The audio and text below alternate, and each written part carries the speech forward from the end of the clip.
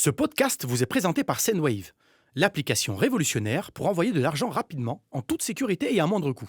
Avec Sendwave, envoyez de l'argent facilement vers le Maroc, le Cameroun, la Tunisie, Madagascar, la République démocratique du Congo, le Sénégal, la Côte d'Ivoire et le Mali. Sendwave, ici, là-bas, avec vous. Riyad Mahrez très fort. Riyad Mahrez, la tête d'Aboubacar. Oh la main de Sheker dur. Mohamed Salah, c'est lui qui vous effraie le plus. Et je suis pas fou, il a sifflé la fin du match là. Incroyable, j'ai jamais vu ça. Bienvenue dans Can Stories, le podcast des passionnés du football africain et de sa plus belle compétition, la Coupe d'Afrique des Nations. Du 21 décembre 2025 au 18 janvier 2026, beIN Sport vous fera vivre en intégralité cette édition marocaine qui s'annonce grandiose. Pour entrer dans l'ambiance, nous vous présentons les 24 équipes en lice, leurs surnoms, leur histoire, leur parcours, ainsi que le joueur à suivre. Dans cet épisode, direction l'Afrique centrale entre montagnes verdoyantes, forêts denses et volcans majestueux, le Cameroun. Mais au fait, comment surnomme-t-on cette équipe ? Le lion, qui plus est indomptable, est depuis toujours un symbole de puissance et de majesté en Afrique. Mais au Cameroun, il a pris une résonance particulière. On raconte qu'au début des années 70, les dirigeants du pays voulaient un emblème incarnant le courage, la dignité et la fierté d'un peuple jeune et ambitieux. Le lion s'imposait naturellement, roi de la savane qui couvre les hauts plateaux à l'ouest du pays, mais aussi animal totem de nombreuses ethnies. L'adjectif indomptable ne fut pas choisi par hasard, il exprime la volonté d'un peuple qui venait à peine de conquérir son indépendance et refusait désormais toute domination. Le lion, dans les récits camerounais, n'est pas seulement un prédateur, c'est un guide, un chef juste et respecté, mais toujours prêt à défendre les siens. Et qu'en est-il de leur histoire à la CAN ? Avec 5 CAN à son compteur, le Cameroun s'avance comme une des nations majeures en Afrique. Présent pour la première fois en 1970, il faut attendre les années 80 pour voir les lions indomptables poser une première patte sur le continent. Amené par la génération d'or de Roger Milla, le Cameroun remporte son premier titre en 1984, avant de confirmer son statut 4 ans plus tard. L'an 2000 marque le début d'une nouvelle ère. Le Cameroun triomphe au Nigeria avant de devenir champion olympique à Sydney. Le pays conserve sa couronne en 2002, porté par un effectif emblématique, et son buteur Samuel Eto'o ainsi que son capitaine Rigobert Song. Après une longue période de transition, les Lions retrouvent le sommet en 2017 dans un contexte dans lequel ils étaient loin d'être favoris, incarnant parfaitement leur réputation d'équipe capable de se transcender dans les grands rendez-vous. Organisateur de l'édition 2021, le Cameroun termine 3e et confirme sa constance au plus haut niveau, malgré une élimination quelque peu prématurée en 2023 lors de la dernière édition. Au Maroc, comme à chaque fois, les Lions indomptables ne sont pas à prendre à la légère, malgré une préparation chaotique. Et maintenant, dans quelles conditions cette sélection se présente-t-elle au tournoi ? Et quel va être son programme ? Car oui, à l'heure où nous enregistrons cet épisode, difficile de savoir dans quelles véritables conditions le Cameroun débutera sa compétition, à commencer par le nom de son sélectionneur. Après le limogeage du sélectionneur Marc Brice, à moins d'un mois du début de la compétition, le nouveau staff, sous la houlette de David Pagou, a dévoilé sa liste officielle de 28 joueurs. Mais Brice, encore sous contrat, a répliqué en publiant sa propre liste, provoquant une situation inédite à l'échelle internationale. Et dans ce contexte, le président de la fédération, Samuel Eto'o, s'est défendu publiquement, estimant que les choix de Pagou étaient les plus logiques, tout en dénonçant des manœuvres visant à le discréditer. Résultat, alors que la CAN approche, le Cameroun se retrouve avec 2 listes concurrentes, une confusion institutionnelle massive et un climat d'incertitude qui plonge la préparation des Lions dans le chaos. D'autant plus que le Cameroun aura fort à faire au Maroc. Les Lions indomptables ont en effet été placés dans le groupe F, qualifié par les observateurs du groupe de la mort, aux côtés de la Côte d'Ivoire, championne en titre, du Gabon et du Mozambique. Le Cameroun fera son entrée donc en lice face au Gabon le 24 décembre, tandis que la rencontre Côte d'Ivoire-Cameroun le 28 décembre à Marrakech s'annonce comme une des plus belles affiches de la phase de groupe, avant de finir par le Mozambique le 31 décembre. Et alors, quel joueur faudra-t-il suivre de près dans cette équipe ? Bryan Mbeumo débarque au Maroc avec un statut inédit, celui d'homme le plus cher de l'histoire du football africain, après son transfert record à Manchester United pour 81 millions d'euros l'été dernier. À 25 ans, après 6 saisons d'affilée à se révéler du côté de Brentford, en inscrivant pas moins de 70 buts. Mbeumo incarne désormais l'espoir de l'attaque camerounaise, rajeuni après la non-sélection de Vincent Aboubakar. Son explosivité, sa capacité à percuter, dribbler, combiner vitesse et technique font des ravages en Angleterre, puisque le Mancunien a confirmé son regain de forme juste avant la CAN en raflant le titre de meilleur joueur du mois d'octobre. Et pour mieux comprendre cette success story, il faut avoir en tête que Bryan Mbeumo est avant tout un pur produit du football français. Après avoir signé sa première licence dans Lyon à Avallon où il est né, il rejoint en 2013 le centre de formation de Troyes, où il franchit un cap décisif dans sa progression. Gaucher explosif, technique, puissant et étonnamment performant dans le jeu aérien malgré son 1m71, il se révèle rapidement comme l'un des talents les plus prometteurs de sa génération dans l'Hexagone. Mais en 2022, la sélection camerounaise parvient à convaincre ce binational né d'une mère française et d'un père camerounais de rejoindre les Lions indomptables, alors qu'il avait d'abord porté les couleurs des équipes de France jeunes, un choix fort qui lui ouvre notamment les portes de la Coupe du Monde au Qatar. Blessé à la cheville et forfait pour la dernière CAN, Mbeumo est enfin prêt à découvrir cette compétition continentale qui l'a bercé durant son enfance avec les exploits de ses glorieux aînés et espère bien lui aussi y poser sa patte.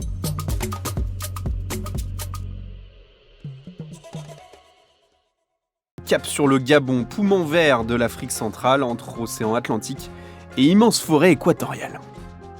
Mais au fait, comment surnomme-t-on cette équipe ? Le Gabon a fait des panthères un symbole presque mystique.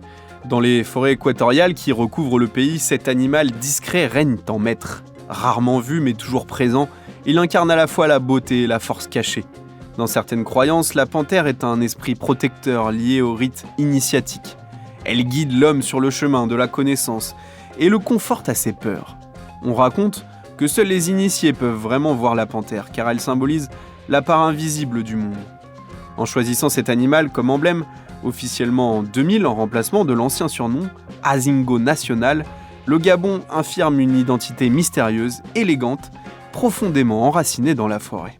Et qu'en est-il de leur histoire à la CAN ? Depuis toujours, le Gabon a joué les outsiders du continent africain avec plus ou moins de réussite. Dès leur première participation à la CAN en 1994, où les Panthères se hissent jusqu'au quart de finale, elles affirment d'emblée leur potentiel. Cependant, malgré des générations de bons joueurs, le pays peine à s'installer parmi les grandes nations, 8 participations seulement à ce jour et aucune demi-finale atteinte. En 2012 et 2017, à chaque fois, elle organise ou co-organise et échoue encore au stade des quarts et même au premier tour lors de la seconde édition.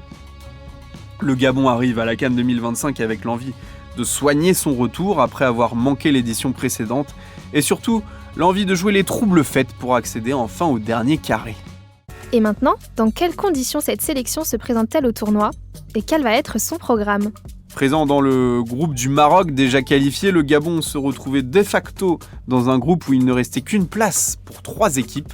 Face au Lesotho et la Centrafrique, les Panthères n'ont pas tremblé et ont assuré cette deuxième place qualificative pour la CAN 2025.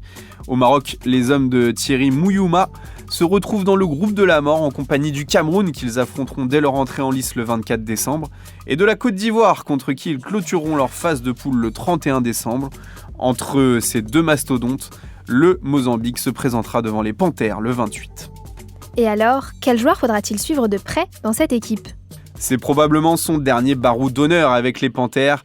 Pierre-Emerick Aubameyang est de nouveau présent avec la sélection pour tenter de reprendre le fil d'une histoire qui s'écrit pour le moment en pointillé avec le pays de ses racines. Car si PEA est né à Laval en Mayenne, jouer pour le Gabon s'est vite révélé une évidence. L'attaquant rêve de vivre les mêmes émotions que son père, acteur à part entière de la première participation des Panthères à la CAN de 1994. Mais après 4 tournois continentaux et une Olympiade disputée pour son pays en tant que capitaine, Aubame décide subitement de prendre sa retraite internationale. La star du foot européen, passée par Arsenal, Chelsea ou encore le Barça, est testée positive au Covid-19 après une sortie en discothèque lors du stage de la préparation avant la CAN 2021. Présent au Cameroun mais cantonné sur le banc de touche, l'international avait été renvoyé dans son club après les 2 premiers matchs des Panthères. Et il faut l'action du président gabonais de l'époque, Ali Bongo, pour qu'Aubameyang accepte de redevenir une Panthère en 2023. À 36 ans, l'attaquant de l'OM, auteur d'un bon début de saison, est donc probablement face au dernier défi de sa carrière internationale. direction la côte sud-est du continent, bordée par l'océan Indien, le Mozambique, terre de sable et de soleil. Mais au fait, comment surnomme-t-on cette équipe ? Le mamba, serpent mythique d'Afrique australe, fascine autant qu'il effraie. Rapide, élégant, mais mortel, il est respecté dans les croyances locales comme un esprit de la nature capable de protéger ou de punir. Dans de nombreuses régions du Mozambique, les serpents sont vus comme des gardiens des ancêtres. Leurs apparitions annoncent souvent un changement ou une renaissance. Le mamba, qu'il soit vert ou noir, symbolise la dualité, la vie et la mort, la douceur et le danger, la sagesse et la vitesse. Et qu'en est-il de leur histoire à la CAN ? Le Mozambique, depuis son adhésion à la CAF en 1978, n'a encore jamais marqué les esprits par un joli parcours. Les Mambas ont disputé 5 CAN sans jamais réussir à franchir le premier tour. Après une absence de 14 ans, entre 2010 et 2023, le pays a renoué avec la phase finale en Côte d'Ivoire et affiche désormais une ambition renouvelée, à l'image de leurs résultats face aux meilleures nations africaines, en obtenant notamment 2 nuls face à des cadors africains comme l'Égypte et le Ghana. L'histoire de la sélection reste modeste, mais le potentiel est réel, dans un pays qui a acquis son indépendance en 1975 et qui reste l'une des nations les plus pauvres du monde avec des infrastructures encore fragiles. Chaque qualification est donc déjà un pas de plus vers la reconnaissance. Et maintenant, dans quelles conditions cette sélection se présente-t-elle au tournoi ? Et quel va être son programme ? Après son beau parcours en 2023, l'équipe de Chiquinho Condé, en place depuis 2021, sera de nouveau en lice après une phase de qualification rondement menée et vite validée. Les Mambas se sont qualifiés aux côtés du Mali dans le groupe I. Leur bilan affiche 3 victoires, 2 nuls et une défaite dans un groupe composé du Mozambique et de l'Eswatini. Alors, lors de la CAN, les espoirs s'annoncent très minces tout de même pour les Mambas qui figurent dans le groupe de la mort, avec une entrée face à la redoutable Côte d'Ivoire le 24 décembre, un peu de répit ensuite en plat de résistance avec le Gabon le 28, avant de se farcir le Cameroun en dessert le 31 décembre. Et alors, quel joueur faudra-t-il suivre de près dans cette équipe ? Reinildo en a connu des virages dans sa carrière. De Beira, sa ville natale sur la côte du Mozambique, au stade bouillant d'Angleterre, Reinildo Mandava, de son nom entier, n'a jamais cessé de tracer sa route, avec la même rage tranquille qui le définit depuis ses débuts. Formé au Ferroviário de Beira, il s'exporte très tôt au Portugal, où il gravit les échelons sans brûler les étapes avant de se révéler à Lille. C'est là qu'il écrit la plus belle page de sa carrière, champion de France en 2021, devenant le premier joueur mozambicain à remporter un grand championnat européen. La suite se joue à l'Atlético de Madrid, où il impressionne pour son abattage défensif et sa discipline tactique, jusqu'à une terrible blessure au genou en 2023, une rupture des ligaments croisés qui aurait pu mettre un terme à son ascension. Mais Reinildo n'a jamais été du genre à renoncer. Après de longs mois de rééducation, il revient puis rejoint Sunderland pour se relancer. En sélection, le capitaine des Mambas est un leader silencieux. Il a porté les siens à bout de bras lors de la dernière CAN, notamment inscrivant un but héroïque contre le Ghana pour arracher le nul. Pour la CAN 2025, il est bien déterminé à amener son pays encore plus loin, pour la première fois au-delà de la phase de groupe. Cap sur l'Afrique de l'Ouest, au pays du cacao et des éléphants, la Côte d'Ivoire. Mais au fait, comment surnomme-t-on cette équipe ? Majestueux, puissant et respecté, difficile de trouver symbole plus ancré dans l'identité ivoirienne que l'éléphant. Le pays lui-même doit son nom au commerce de l'ivoire, activité majeure des siècles passés, lorsque les grands pachydermes parcouraient encore les forêts denses de l'Ouest africain. Dans les cultures Akan, Baoulé ou Sénoufo, l'éléphant est l'incarnation de la sagesse, du pouvoir et de la stabilité. Il est le roi silencieux de la forêt, celui qui trace les chemins que les autres suivront. Dans la tradition orale, on dit qu'un chef digne de ce nom doit avoir la mémoire et la patience de l'éléphant. Et en choisissant cet animal comme symbole national, la Côte d'Ivoire a voulu affirmer une image de grandeur tranquille, de force enracinée dans le temps, celle d'un peuple solide et fier de sa terre. Et qu'en est-il de leur histoire à la CAN ? Nation majeure du football africain, la Côte d'Ivoire possède l'un des plus riches historiques de la CAN, jalonné de générations dorées et de moments qui ont marqué le continent. Présents dans la compétition depuis les années 60, les éléphants se sont rapidement imposés comme des habitués du dernier carré, avant de décrocher en 1992 leur premier titre continental au terme d'une finale éprouvante et légendaire, remportée 11-10 au tir au but face au Ghana. Après une longue période de disette, la sélection ivoirienne a connu une nouvelle ère de puissance dans les années 2000 et 2010, avec l'avènement de joueurs emblématiques tels que Didier Drogba, les frères Touré ou Gervinho, une génération spectaculaire mais longtemps maudite, souvent stoppée en finale, notamment par la surprenante Zambie en 2012, jusqu'au sacre libérateur de 2015, encore face au Ghana et encore au tir au but. Après quelques années d'irrégularité, la Côte d'Ivoire a écrit l'une des plus belles pages de son histoire en tant que pays hôte de la CAN 2023, en remportant de manière totalement inattendue un 3e titre, acquis au terme d'une épopée digne d'un scénario de film, marqué par un début de tournoi catastrophique, un changement de sélectionneur en plein cours de la compétition et une renaissance progressive jusqu'au triomphe final contre le Nigeria. Forte de cet héritage et d'un vivier de talents renouvelés, la sélection ivoirienne aborde l'édition 2025 avec l'ambition naturelle de viser les sommets parmi les favoris. Et maintenant, dans quelles conditions cette sélection se présente-t-elle au tournoi et quel va être son programme ? C'est un défi comme seules peu de grandes nations africaines ont su le relever. La Côte d'Ivoire arrive à la CAN 2025 avec le statut périlleux de championne en titre. Pour réaliser le doublé, le sélectionneur Emers Faé n'a pas hésité à renouveler l'effectif, se séparant notamment de Nicolas Pepe et Simon Adingra, et en y ajoutant de nouvelles têtes aussi comme Alban Lafont ou Guelha Doué, tout en gardant aussi l'ossature du titre de 2024. Une recette qui n'a pas découlé d'un long fleuve tranquille lors des qualifications. Dans le groupe G, la Côte d'Ivoire a dû rester vigilante face à des adversaires appliqués comme le Sierra Leone, le Tchad ou la Zambie, cette dernière s'étant d'ailleurs payé le luxe de terminer devant les éléphants. Au Maroc, le capitaine Franck Kessié et ses coéquipiers entameront leur compétition face au Mozambique le 24 décembre, avant d'aborder le choc ultime de ce premier tour face au Cameroun le 28 à Marrakech, et de terminer peut-être avec un match qui compte pour la qualification contre le Gabon de Pierre-Emerick Aubameyang le 31 décembre.